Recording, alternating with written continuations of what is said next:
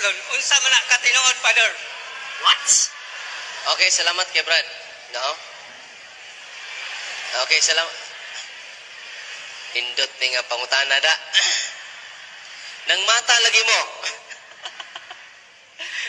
Salamat kay Brad. So, unsa ba ni katinuod yung mga laki kaslon, bayi kaslon? Dili na tinuod. Wa mingon ng papa nga kaslon na ang laki og laki. Ang giingon sa papa nga atong blessan aron maduol sa Ginoo og hinay-hinay mabago. Ang kabaguhan dili man instant. Di ba? Dunay mo amin nimo imong anak nga pakno na puyusay di pakno. Dili ka magpaamin. Dili ka mag-bless. Blessing ang term nga gigamit niya, Brad. Panalanginan aron malamdagan sa Ginoo.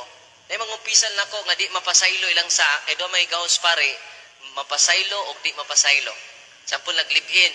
Father, naglip-in pa may. Wa may plano mo pakasal. Wala, Father. Sige, panalanginan lang kat mo na mo. Panalanginan ko lang ikaw. Ito ko imong ulo. Ang Diyos sa pagkamstanan, magagiyak kanimo sa dalan sa kamatuuran.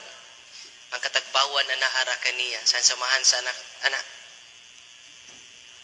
Banbod nga, Father, laki akong ganahan, Father. Nag-ipon mis laki ron. Onya, wakay plano mo biya sa imong laki. Sa ganahan pa mo ko, Father. Adli, loko, panalanginan ka na ko. Deliverance ka na ko. Exorcisimos te, omnis imundi spiritus. Atinood. Oh. So, kanang blessing, dili na siya sayop. Kaya mo bless, bisag wa pa mo pronounce si Papa Francisco ana, nag-bless na ko nila. Dili kasal. Mag-unsa na lang kalibutan, di ta mo sanay, ane. Una-una ako ninyo, laki-laki. Bayi-bayi. Ingo na Ginoo, go to the world and multiply. Usaon pag-multiply. Misanay na ra ba ni ron? Di ba? It is contrary to the will of God.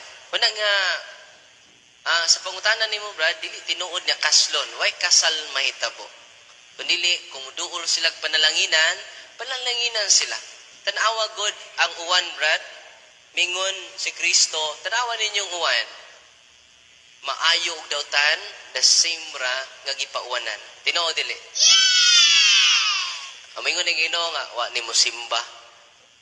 Tu ra ni. Di ni nako pabutang ang uwan. Tu ra ni. Kaniya basak, tu ra.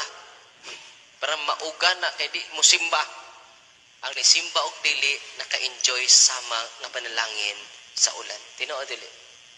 Ganuman pinangga ta sa Ginoo. Ikaluy-an ta. Ang gusto sa to Papa, i-offer na to ang kaluoy sa Ginoo. Ug panalangin. Ug pag-ampo alang sa nag-struggle niini. Amen. Gusto wa pangita sa mga matarong. Very Christological kaayo ang statement sa Papa.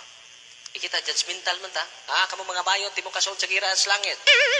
Yung po mga bayot niya, kinsa may mag-make up sa mga anghel dito. Kinsa may mag-make up sa mga anghel dito. Muna nga, wa ko mo ani aron pagpangita sa mga matarong. Ni ani ako aron pagpangita sa mga makasasa. Nasa Biblia wa?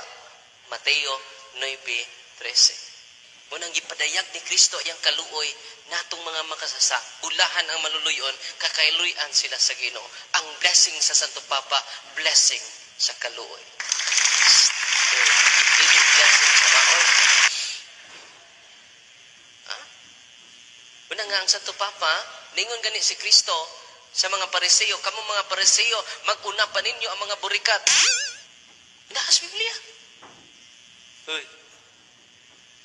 Tira ko. Mauna pang mga burikat na mo. Mga Pariseo, mag-una pa ninyo ang mga kubrador sa buwis. Yan naman, self-righteous ra kaayo ang naa sa templo sa Ginoo. Unang nindot ka ining gisulti sa Santo Papa karon nga, bless them with mercy. Look at them with the eyes of mercy, not the eyes of condemnation. Diba?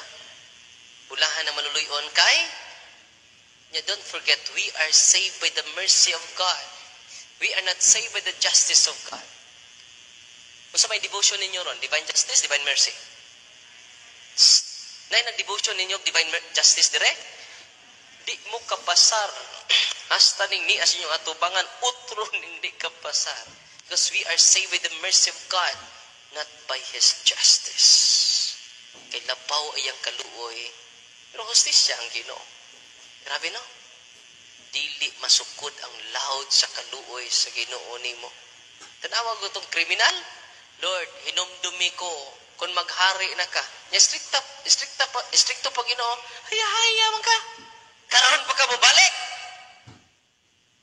Okay, utok. Pero ang Ginoo mga saba, why si kantot, karong adlaw, uban ka kanako sa paraiso. O sinuod ka sa ako sa hunahunahon. Grabe ang Ginoo. Karong adlaw. Usa na lang ko no. Jesus Christ, the Son of God, was born for you and me. He came to bring the good news, from sin to set us free. The blind, the deaf, the lame, the poor, His power meant to see. He gave His life upon the cross, eternal life the key.